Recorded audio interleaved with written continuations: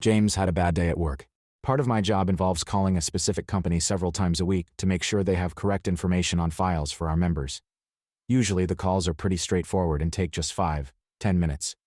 I called a few months ago and ended up with James' ID number FTXX, and he was one of those know-it-alls who makes life difficult for everyone. I'd give an ID number and the member's name, and he'd sigh and change the way the name was pronounced.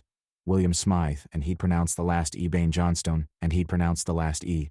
He thought he was very smart, but really how annoyingly wrong can you be? Then when I'd tell him what I needed to update, he'd rephrase it into the exact same thing. So annoying. Really, if you hate your job that much, then find something else to do. The phone call that should have taken 10 minutes took 35, and at the end I had to walk away from my desk to cool down. This morning I called and got James' ID number FTXX, and this is where the games began. I made him repeat things over and over again, gave him wrong numbers that didn't come up in my system. Oops, sorry, it's this number.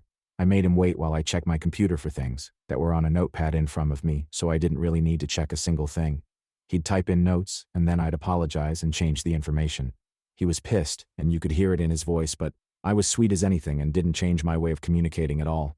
At the end of the call, when he asked if there was anything else I needed, I said, "No, James, you were so much more helpful this call than the last time we spoke," and hung up. Was I on the phone much longer than needed? You betcha. So worth it.